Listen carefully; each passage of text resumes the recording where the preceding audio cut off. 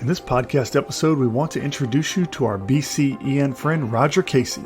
Come along as Michael Dexter and Hollye Briggs talk with Roger about his passion for nursing and how volunteering and gratitude have impacted his outlook on the profession. Roger is sure to create a spark of thankfulness during this conversation. This episode is called Gratitude, Shifting from a Job to a Calling.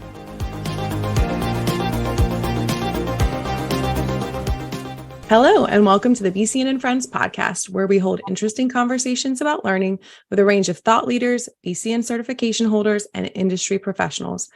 And most importantly, to create value and insight for you, our professional nurses across the emergency spectrum. We hope you find our discussions interesting, informative, sometimes funny, sometimes serious, and always valuable. I'm Hollye Briggs, a professional development specialist at BCEN and one of your hosts for today. I'm joined by my co-host, Michael Dexter, Director of Professional Development at BCEN. Hi, Michael. Hello, Hollye. It's great to have you with us. In this episode of BCEN and Friends, we have Roger Casey. Roger is an emergency nurse with a depth of experience well worth diving into on this podcast. It is truly an honor to have this opportunity to get to know a bit more about him. Michael, could you please introduce us to our BCEN and friend, Roger? Yeah, I'd be happy to. I'm really happy to have Roger with us today. Roger has over 30 years of emergency and critical care nursing experience, and he has used his experiences by volunteering on the BCEN Certified Emergency Nurse Exam Construction Review Committee to provide evidence-based items to emergency nursing certification. Roger has also been a part of the Emergency Nurses Association Trauma Nursing Core curriculum development and is a fellow of the Academy of Emergency Nursing. Roger, welcome to the BCEN and Friends podcast. It's a pleasure to have you with us. Thanks. It's a pleasure to be here, and thanks for having me. Yeah, I'm looking forward to our conversation and wanted to dive into a lot of your volunteering aspects of what you've done over the years. But before we did that, you were enlisted in the Air Force for 5 years, and then you were honorably discharged and started nursing school. So can you tell us what made you decide to go into the nursing or healthcare career and where that all started? So I joined the Air Force right out of high school because I wanted to go to college, and nursing was not even on my radar. I wanted to be a computer programmer or photographer or anything like that. But when I got to basic training, they said, you need to pick a job out of this list of jobs they had. And medic was the most appealing one. And so I chose that, was assigned as a medic in the Air Force for 5 years. I grew up in Montana, and I got sent back to Montana, stationed there. And I'm like, I really want to see the world. So I signed up for to be an aeromedical evacuation technician. And so I got sent to North Carolina and flew up and down the East Coast. And I was in Central America, Europe, and Alaska for a couple of weeks. And they, as a flight medic of sorts. And then I worked with a lot of nurses in that time. And during that time, I kind of was thinking, well, what do I want to do when I get out? Still was not decided, and I wanted to stay in, but there was a time when they were reducing the number of troops. And so I was not eligible for enlistment. So I was kind of out because of that troop reduction movement, and was looking to go to school. And I was looking through the college catalogs. Back then, there was an actual catalog where you thumb through, and was looking at the nursing thing. And it's like, I did that in the Air Force. I did that. It's like, this would be a piece of cake. And then my brother, of all people, said, hey, he goes, I know a couple of nurses that went through there, and it's like a 95% placement rating out of there. So, you're almost guaranteed a job as soon as you graduate. And I'm like, hey, I can do this for 2 years and become a nurse. And so that's kind of what I did. I know that was probably not the best way to become a nurse. To be honest, I think I kind of struggled with just being a nurse for a while. And I got to a point where I just really saw this more as like my calling than a job. And I think once that happened, I think that my whole paradigm around, being a nurse and what that meant for me really kind of changed, because I do feel that it's a calling. And I know I've spoke with other nurses who really do feel it's a calling as well. And so looking at it that way, because looking back, there are things that just happened that lined up. Some may call it serendipity, some may call it divine intervention, whatever, but things just lined up for me to become a nurse. And so it's been a good career for me. Yeah, well, thank you for sharing that. And so did you start directly into the ER, or did you go into ICU, or how did you get involved on the emergency side? So I was actually hired into a critical care unit, and I spent a couple of years up there. And at that time, I only had my associate's degree, and I really kind of got bogged down into you need to have your bachelor's, and kind of got into this tug of war with other nurses that you really need to have your bachelor's or your master's to be considered a real nurse. And I'm like, oh, I'm an associate's degree nurse. I'm a real nurse, and, they license you whether you have a ADN or a BSN.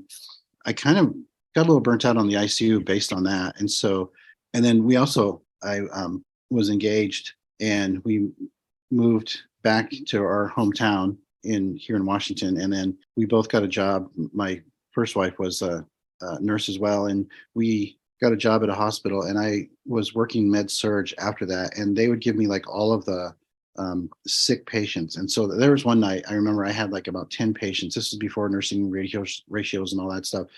And I had about like 10 patients, and I just hated it because they were so sick and I just couldn't do it. I didn't feel I was given safe care. And so I started volunteering to float places. I got floated one night to a birth center and had to go palpate funduses. And I'm like, okay, I don't want to do that again because I have no idea what I'm doing. And it just is awkward for both of us. I got floated to the emergency department one night, and I'm like, oh my gosh, where has this been? And I had worked in the emergency department when I was a medic in the Air Force, and I really liked it. And so I kind of got floated down there one night, and next thing you know, there's a position open, and I applied for it. And I got down there, and I think I've been in the emergency department ever since. And that was, I think, 96 was when that happened. So I've been in the emergency department since then. It's kind of weird because when people ask me like what year I went down to the emergency department, I tell them like 96. They're like, oh my gosh, that was before I was even born. So I'm working with coworkers that were born and grew up during my emergency nursing career. And it is always interesting when you have new nurses come in and you're talking to them about, I started here and I've been doing this long, and they make you feel like ancient. However, you're like, no, it doesn't seem that long for me. Although I did used to tell people that being in critical care, ER, you age differently, meaning like if you stay 1 year, it's really 5. So if if you've been in the ER 2 years, you've been in nursing like 10. It just ages you a little bit differently. So, I mean, based on that, Roger, you are like 1,000 years old in ER nursing. So, and there are some nights I feel that age too. And, I've done different things though too. So I was a trauma coordinator. I was a clinical educator. I've been a charge nurse, clinical educator, trauma coordinator for about 8 years. I did take a break from emergency nursing and was a base chief for a critical care transport company that oversaw an ALS ground transport crew, a critical care ground transport crew. And then we had a specialty team of perinatal nurses and adult nurses that flew in the helicopters and the fixed wings. And so I did that for a few years. That company got bought out. And so then I went back to what I kind of know, and that's emergency nursing. And so I've been there for like really the last 7 years. And this time I'm now at a freestanding or a standalone emergency department, which is a different concept in emergency nursing. And it's different because the public really doesn't understand what that is. And I don't think some of the medical professionals understand what that is either. But basically you're like an ER in a box in the middle of the town, and people come to you. And then if they have to be admitted, then we have to send them either by ambulance or they drive over to the hospital to get admitted. So that's been a little different. So I guess I've had a pretty well-rounded emergency nursing career. it sounds that way. And in the midst of all of the things that you've been doing professionally, you have really been instrumental in volunteering through various committees. One of the questions that most people might ask from someone who has volunteered their time in the midst of working and family, why is volunteering so important to you? For me, it's paying it back. You look at the people that have come before you and that have volunteered their time to make things better for nurses, and I've seen a lot of changes in, the time that I've been an emergency nurse. And it's just a way of paying it back because I've been blessed to have the career that I have. I just feel that every nurse should pay it back at some point in time or some way, in some manner. And how that is, it's totally up to that individual because, just because I like to do this doesn't mean that every other nurse would like to do that. I just feel that it's a way to just pay back and to help bolster and strengthen nursing as a whole. And so that's kind of my motivation for doing that. It's not because I want to get rich or anything like that, because I'm volunteering, I don't get paid for it. It's that sense of just paying it back. And, my parents always taught me to leave things better than when I found them. And I feel like by paying it back and by volunteering, it's helping me to leave nursing is better than when I entered it. That's a really great philosophy, great mindset. And I have mentioned previously that you're part of the exam review committee. And It's a little bit of a stepwise process to get there. You're also on the board of directors here at BCEN. So I wanted you to explain what the exam review committee does, but can you kind of explain the process that it even takes to get to that point, and how you got on that committee and now onto the board of directors? Several years ago, I think I've been a certified emergency nurse since 2004, and in 2007 they put out a call for item writers. I think everybody walks out of that test going, "Oh my gosh, I could have written better questions than that. That's ridiculous." And I kind of had that like in the back of my mind, and it's like, "Hey, here's a chance to write the questions." So I kind of went through the process, got selected as an item writer, went through training, and then I actually was got some assignments writing items for these. And it's not as easy as it sounds. I think people go, well, I can just write any question, but there's a lot of science and math behind what makes a really good item. And so what happens is you're an item writer first. And so you write the items, and usually you'll get an assignment of, like, say, cardiac, GI, respiratory. You need to do,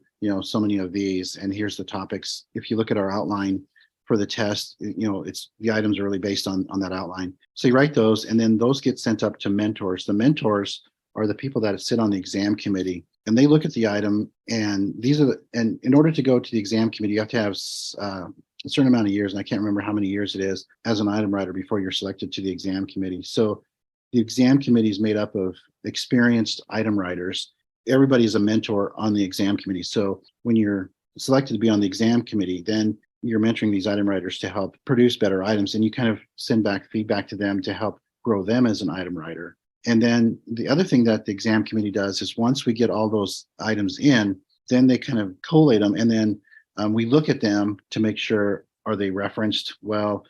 Is it current practice? We look to make sure that grammatically that the item flows well.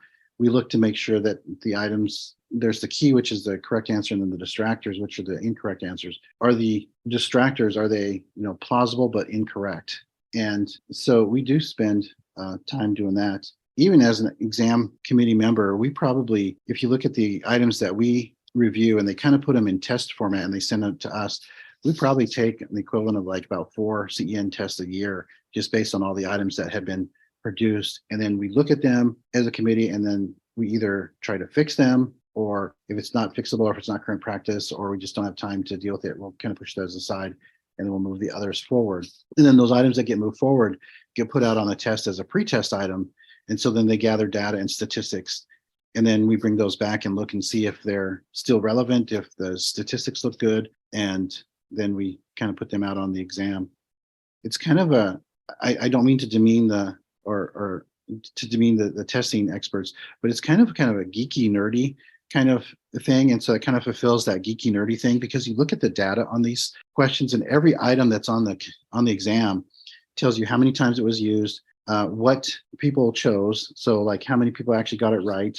It shows whether it's a very hard question or a very easy question. And so you can kind of see, okay, this one's kind of hard and people are missing it. They're choosing this one instead. And we look at those kind of things. And so we do look to make sure that the exam is really relevant. And there's a lot of work that actually goes into it. And when we sit down, in fact, we have a exam committee coming up next week. And when we sit down and do that, there's a lot of work that goes in to making sure that question is good enough to get out on the test. And so when people, come back and they go, well, that was a horrible question, we've looked at it and we have data behind it that would support that it would be a good question to put out there. So then from going there, you went even further, and now you're on the board of directors as well. Yeah. So what is your involvement on the board? And it's much more than item writing. So could you just maybe very briefly explain what the board does at BCEN? The board of directors are the ones that kind of guide the business aspect of BCEN. And so the board is the one that has, they're the ones that make the decisions as to whether or not, we have like the Learn Live or the Learn aspect. We look at what is it that we can do to make these tests or these exams available to people, and how do we market them to people. We also look at the long-term viability of the organization. So the board of directors functions just like a board of directors for any business, and it's really we have the business aspect in mind. My position there is a member at large, and so I represent just members at large. And so I kind of look at all the issues that are presented, and then kind of using my experience and knowledge as to from my background and stuff, I kind of weigh in what I think. And the board is made up of flight nurses, transport nurses, pediatric nurses. You also have emergency nurses. So it does have kind of a representation of all the exams that we offer. And I think the board that we have now is pretty strong. I think where you look at the future and the viability of BCN and what we can do to make sure that the exam is meaningful to people and that it's priced right and stuff like that. I guess that would be my short answer without having to put too much stuff into it. No, that's great. I mean, to me, I just think it's really neat because it all, from what you're saying, it sounds like it started with going, people are complaining about these questions or these items. I feel like there's a few that weren't that, good myself. Let me see if I can make a difference. And maybe that's not an accurate representation, but it just started with you going, I think I can make a difference here. I think I can help. And from there, it went into item writing and then exam review and then the board of directors, all these things, because you just wanted to see if you could make an impact in some way. And it's interesting to me because I've had so many nurses come to me over the years and say, the state board should be doing this different. The hospital should do this different. ENA should do this. BCN should do this. STN.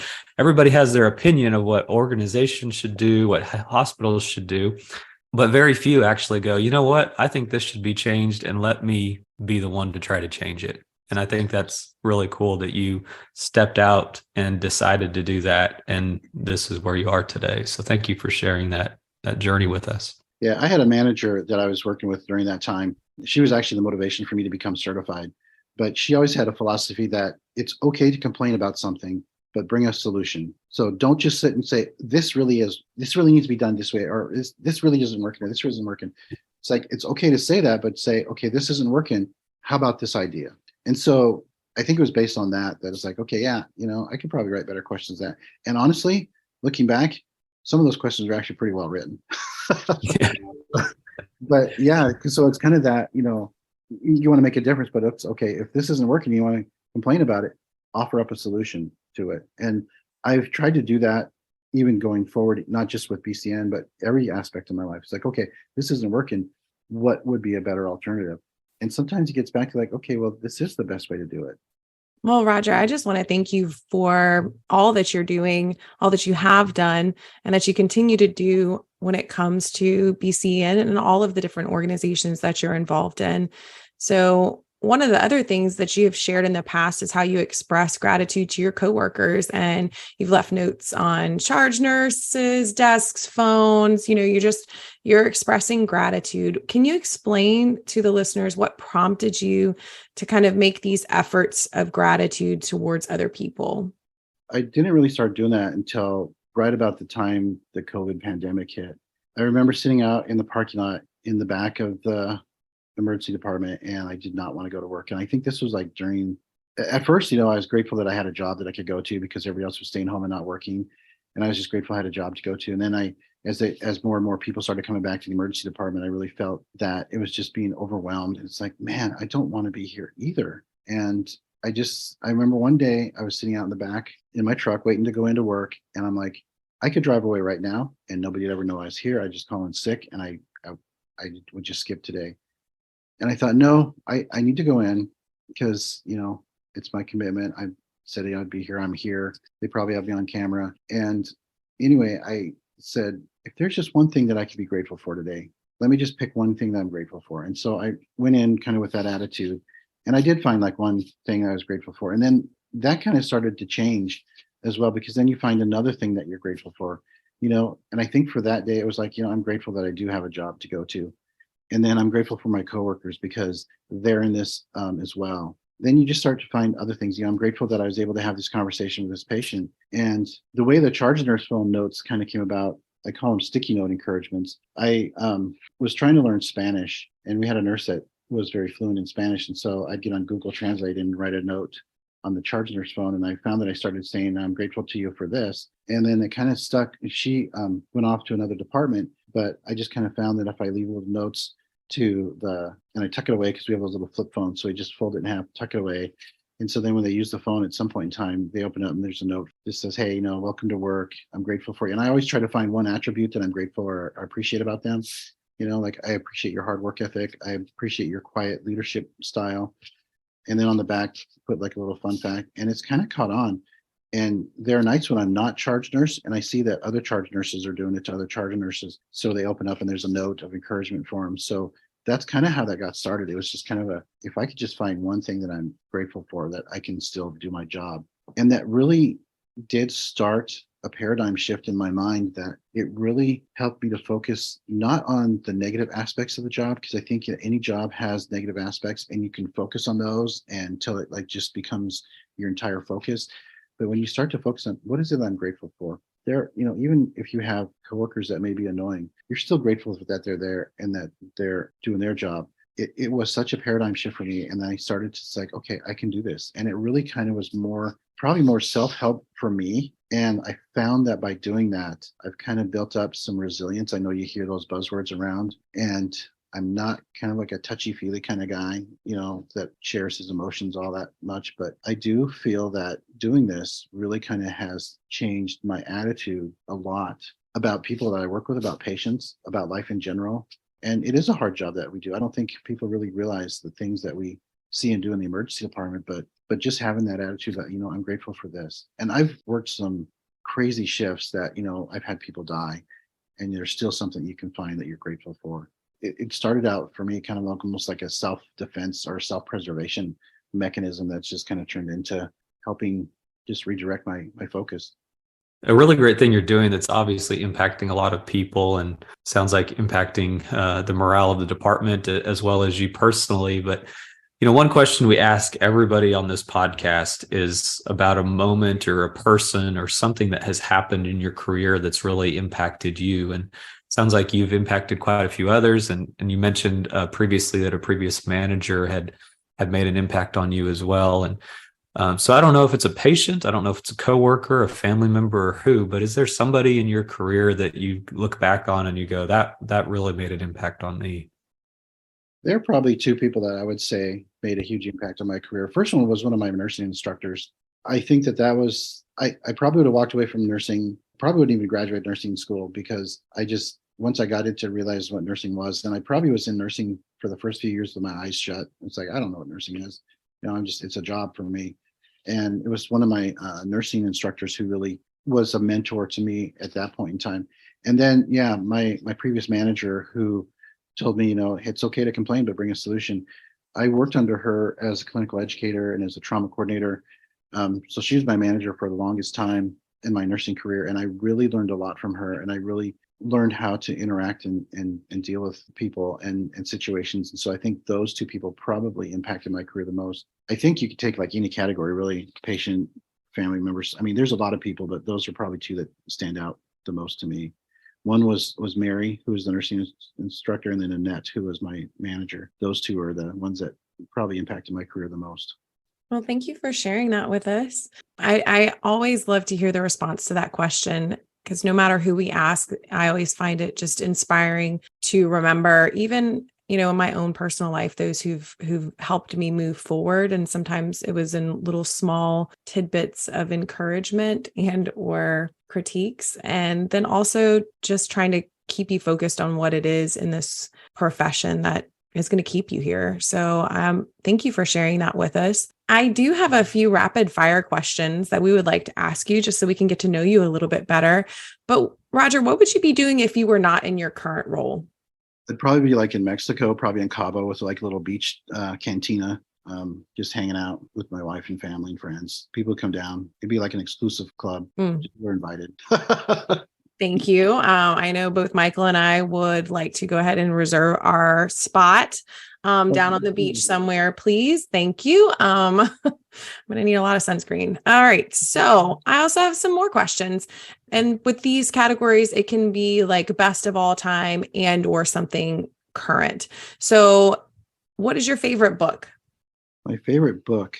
I don't know. I'm not a big reader, but my favorite book would probably be two, and it would be Black Hawk Down, which is the account of the Black Hawk that was shot down in Somalia and the crew that made it back to safety, and the whole. And then it was also, I think it's called In the Company of Heroes, and it's by Michael Durant, who was the helicopter pilot that was shot down and taken captive. I think those two books are probably my favorite. It just really tells of the you do it, and it's almost like emergency nursing kind of in a way, because you're doing it for your buddy. Sometimes you're we're doing it for our patients, but it's really the guy next to you that you're doing it for. And I think those two books are probably my favorite. I agree that sometimes you go to work, not necessarily because you need the money, although, it's nice, but you go because you know that if you don't go, then one of your very best friends at work, one of your very best coworkers will not have you. And so you show up, so you continue to go back. And I definitely recognize when you're talking about like COVID and sitting in your car and thinking about whether or not you were going to go in. I mean, a lot of times I went because I couldn't abandon my people. Like I just couldn't do it. So great recommendations. Okay. Favorite movie or a TV show? Again, it can be best of all time or something currently that you enjoy. My favorite movie is actually an old one, and it's black and white, and it's 12 Angry Men. I don't know if you've ever seen that, but it's basically a jury deliberating the fate of a kid that's accused of murder. And it has, if you look at the star power that's in that movie, like every juror in there is a famous actor. And it just, I don't know, it just kind of talks about how we see things differently. And sometimes there's that voice of reason that has to come out and go, but what about this? And it really kind of highlights how we use biases when we look at things too. But yeah, that's my all-time favorite movie, I think. That is a great pick. I know it's been, I think it's been remade a few different times, but there's something about just the classic original. And again, it's a very thought-provoking movie. So thank you for that. Okay. Another favorite song, or you give us a musical artist that you enjoy. I would have to say it's Electric Light Orchestra, or ELO. Kind of goes back to my nerdy high school days when I played the upright bass in orchestra, but I just like how they incorporate orchestral pieces in rock. And favorite song is probably Can't Get It Out of My Head by ELO. I know you'd think it'd be Don't Bring Me Down, which everybody knows, but that would be awesome. Yeah, sometimes you got to go for the lesser known of your favorite, Roger, what is like a go-to comfort food for you? Favorite comfort food? There's nothing like a good burger. And it's funny, my wife and I were running some errands last night after she got off work, and I'm like, you hungry? She goes, yeah. She goes, I could just really go for a good burger. And I think like just a good burger is just good comfort food. I agree with that. And sometimes it's hard because, you have all these places that make burgers and it seems like something that'd be like really simple. You can get a good burger anywhere. But those of us who know, it is not easy to find a really good burger. So you have to like find your place, Thank you. Now I'm hungry. All right. What is your personal reset or for self-care? What do you do that kind of helps you get back recentered on yourself? What would you say? I know I'm an introvert, and I know a lot of people think that is not right, but I'm an introvert. I can be an extrovert if needed, but I'm an introvert at heart. And so for me, it's just, we call them a do nothing day, where you just get up and you do nothing for the day. You just do whatever, if you want to hang out outside or whatnot. I have a husky who keeps me busy, and he's kind of funny in the mornings because he's pretty chatty, but it's just hanging out at home and just kind of or friends, just having friends over for lunch or going out to lunch with friends. That's kind of my personal reset. I like that, to do nothing day. I think especially when I was working in the ER, and you'd have, you'd work your 3 or 6 or however you blocked your schedule, and you'd have like a day and you'd be like, I need a day to just not have to do anything. So not that you didn't accomplish something every now and again, but it just to have like no plans, no timeline, no agenda. Yeah. So now you have a name for it. You have a name for it now called Do Nothing Day. I like that. Roger, if our audience would like to follow you online, what social media platforms are you on? So I'm on Facebook. I'm on Instagram. I'm on Twitter, although I don't follow Twitter a whole lot because it's just, I think of all the social media ones, that's probably the one that's like the most negative. And also on LinkedIn professionally.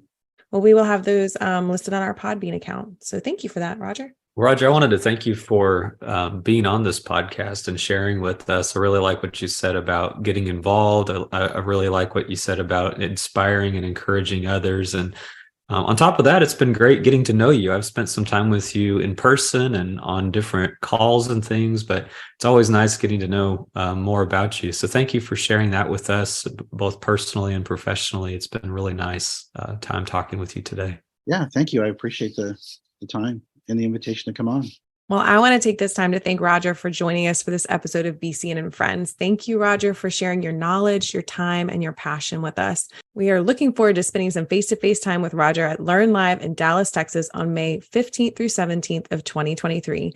To see the attendee agenda and get registered to join us, go to bcn.org/BCN Learn Live. You do not want to miss this.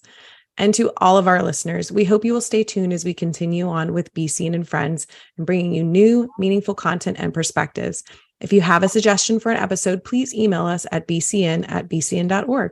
I'm Hollye Briggs here with Michael Dexter, and on behalf of the entire BCEN team, we thank and celebrate you for all that you're doing as professional nurses across the emergency spectrum. Until next time, we are out.